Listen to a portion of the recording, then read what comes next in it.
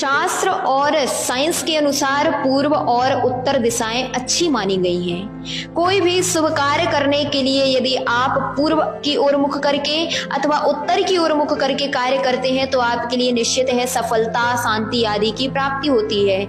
आचार्य उमा स्वामी मुनि महाराज उमा स्वामी श्रावकाचार्य में दिशाओं के बारे में विशेष रूप से कथन करते हैं कि यदि आप पश्चिम दिशा की ओर मुख करके पूजन आदि करते हैं तो आपके लिए संतान का वियोग होता है, अर्थात संतान आपका साथ नहीं देगी।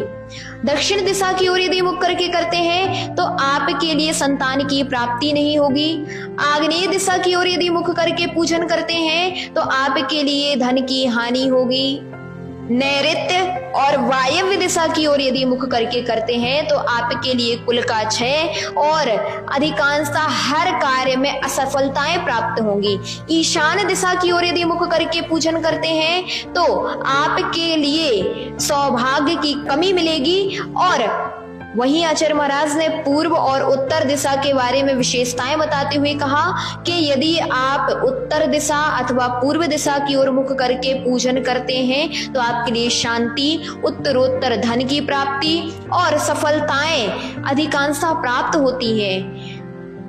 विज्ञान भी इस बात को मानता है कि पूर्व और उत्तर दिशा में चुंबकीय आकर्षण विशेष है।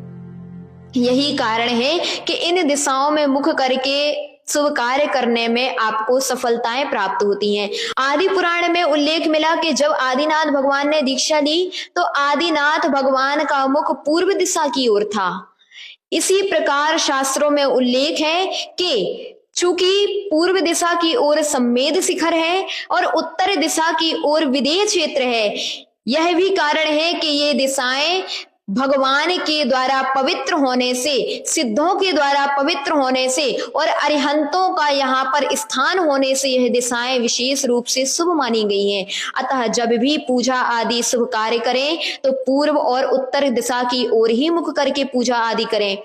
अगर भगवान का मुख पूर्व दिशा की ओर है तो आप उत्तर दिशा की ओर बैठ करके पूजा करें। यदि भगवान का मुख उत्तर दिशा की ओर है तो आप पूर्व दिशा की ओर मुख करके पूजन करें। ध्यान रखें, अन्य दिशाएं आपके लिए हानिकारक हैं। लोग बोलते हैं कि मुझे जीवन में कष्ट ही कष्ट लगे हैं, यह भी आपके लिए कारण है कि आप पूजन तो करते हैं लेकिन पूजन की क्रिया विशेष रूप से नहीं कर पाते, अथवा दिशाओं का ध्यान नहीं रखते, अथवा द्रव्य रूप से यानी वस्त्रों का ध्यान नहीं रखते। यही कारण है कि आपके लिए पूजन का विशेष फल नहीं मिलता।